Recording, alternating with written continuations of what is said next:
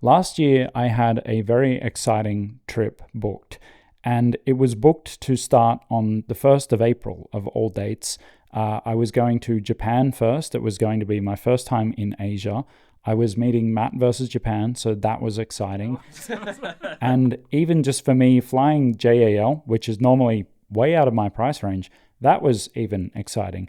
And all those things happened, and they were all good. ただいまから非常用設備についてご案内いたします。 But something a little bit before that also happened, which was that I might have gotten a little bit too excited for my own good, and I used the opportunity of going to Japan to kind of like play an April Fool's joke basically on my audience and say that I was learning Japanese, which rightly or wrongly carries a certain thing in the language learning community. It feels very, you know what I'm talking about. Just to clarify, that is not to throw shade at any Japanese learners. It just feels sometimes from the outside as though it's quite an elitist and even toxic community. That's all I'm saying. I'm not saying that anyone learning Japanese is in a cult. Anyway, I must say I forgot one of the golden rules of the internet, which is that almost all nuance is lost on the internet. And my prank, my April Fool's joke, where I said at the end that March had ended, meaning we were going into April, meaning it's April the 1st, I tried to use that video to also say something that I probably just should have said separately or not said at all, which was I was learning a different language, and it was a hard language. We're not talking like French or Swedish or Spanish. We're talking a language far removed from English. It wasn't completely inaccurate to say that I was learning a language a little bit like Japanese in terms of difficulty level. So you're learning, I haven't seen your video, you're learning a relatively minor language? Yeah, minor and far removed from English. So you're not learning Japanese? My point being that I was actually trying to relay some information with regard to my own language learning. And that was important because the next week I had a video scheduled to upload while I was away in the UK, which was telling the story of what I believe is one of the more interesting experiences I've had while learning a language. And that is that while I was spending some time learning this much harder language, I didn't spend a long time on it. Maybe I was up to about 40 or 50 hours at that time.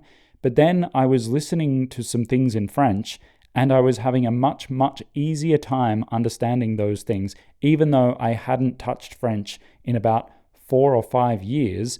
And I was listening to these going, were they always this easy to understand? And I came to the conclusion that through studying this much more difficult language where my brain had to work a lot harder just to get a small amount of comprehension, languages like French, where I did have some grounding and obviously has a lot more similarity with English, just became basically easy. Now, obviously, I wouldn't find speaking French easy, but I found comprehending it easier than it had ever been, even when I was learning French. But for reasons that I'll share later in this video, I still didn't actually say in that video then what language it was that was in question. So I was kind of using Japanese as a placeholder because it served the same purpose for making my point about French, right? It was like, it's totally different to French and English.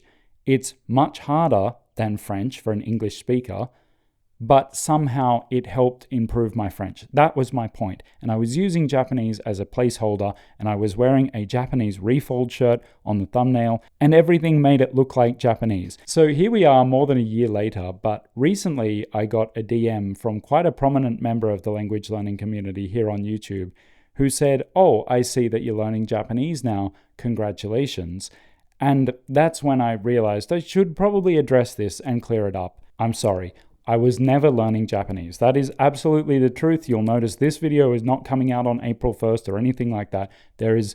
I have never learned any Japanese. And I'll tell you that when I was in Tokyo trying to take the train back to the airport, I was struggling. And I, at that point, wished I had learned at least some Japanese because I couldn't talk to anyone. I couldn't read anything.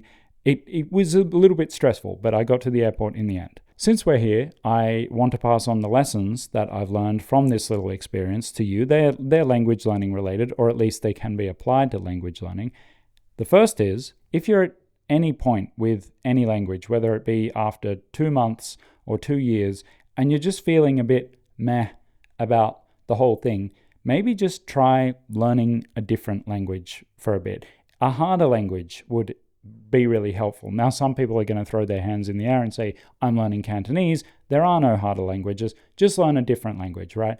But particularly if you're learning one of the ones that's closely related to English, just go and try learning a little bit of a harder language for a little while. Firstly, I do think it will be good for your language skills in general, your language aptitude, and that will make you better at all languages. But secondly, it just gives your brain a little bit of time to reset and just maybe like remember what it was that you loved about the language that you're studying now. For example, I often find that I don't much like living in Australia, but when I go away for a long time, even though I love the time that I spend in Europe, when I come back to Australia, I do appreciate some of the little things about living here that I tend to forget when I live here.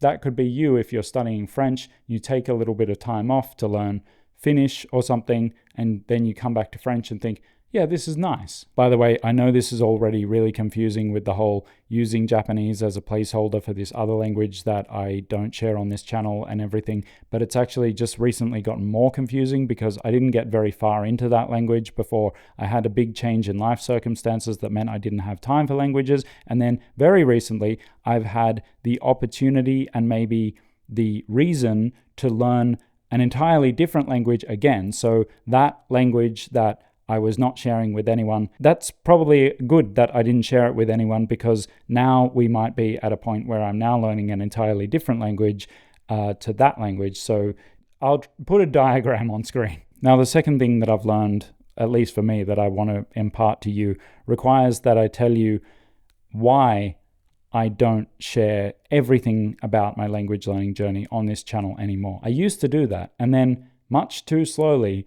I learned the lesson that the more I talked about my Swedish, and I'm going to do this experiment in Swedish and blah, blah, blah, the less I really wanted to learn Swedish, and the more pressure I felt, and the more advice I got on things that I've already learned because they're really obvious to anyone learning Swedish. And there's just a lot of pressure. Isn't the only right word, that is the right word, but there are other factors that just kind of weigh you down when you are learning a language somewhat in the public eye. Basically, I found that the more that I talked about any language I was learning, the less I actually wanted to learn it.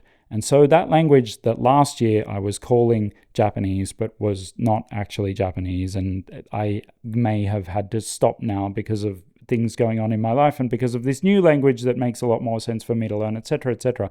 That language I shared with an increasing number of people, like people I met, friends, and whatever. This new language is currently at 0 or 1, if you include me, okay? I am the only person who knows that I am learning this language, and I find it so much more motivating that way. Now, not everyone is going to be the same, okay?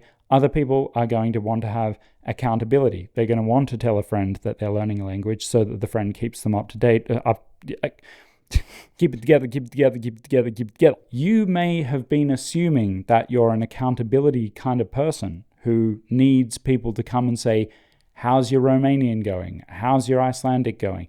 But you actually may find that you're not that kind of person. You may find that you're actually a more private kind of person who likes to just do things because you like to do things, and you just want to do stuff for yourself, and that's completely fine. If you're not sure yet, I would advise that maybe, especially if you're starting a new language, just keep it to yourself for a bit, right? You can always tell people later, but you can't untell people. Now, I know it seems like a cop-out for someone who literally makes videos about language learning to be like, by the way, I'm not going to share which language I'm learning. But the thing is, I'm better at learning languages in that state when no one knows that I'm learning them. I'm a better language learner, so I can learn more about the process, and I will share what I've learned from that language. By the way, I have very recently finished an ebook called The Quick Guide to Slow Fluency, which is pretty much what it sounds like. It's only very short. You can read it in one sitting. It's got like a program for achieving fluency in about 3 to 4 years so that it's realistic. Everyone wants to know how to achieve fluency in 6 months. That's probably not going to happen unless you've got 12 hours a day. Not many people have that. So I didn't write that ebook. I wrote a more realistic ebook that more accurately reflects the experience that I had in Swedish. That is available in the description. Now, for such a short ebook, its suggested price of $16 does seem very high. I'll completely admit that. But that was based on the fact that I think it could save quite a lot of people around 160 hours. So that's like 10 cents an hour.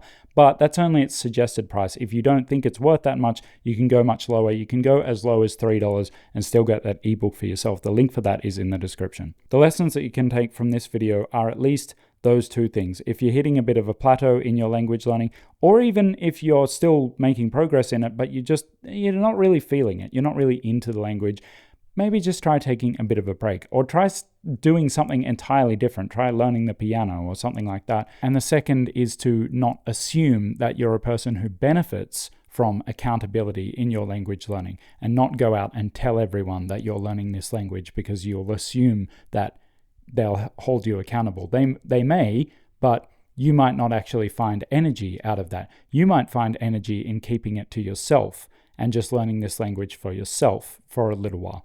And then, if that's not working, then you can go out and find someone to be accountable to. But don't assume that, because once you tell someone, then you can't untell them. And if you are completely new here and you have no idea who I am, which honestly is probably most of you, I've recently completed a very long-term language learning project, which was to write, produce, and film a video for a song in Swedish. So the song took me to Sweden. I only just finished it, and it is easily the best work I've ever done. It is not even close. I do hope that it can inspire people to go out there and learn their language and actually do something with it. Not just learn a language so that you can say that you speak that language, but actually be able to have something to show for it. Now, I get that not everyone can write songs, or not everyone wants to film videos and that kind of thing, but everyone wants to do something.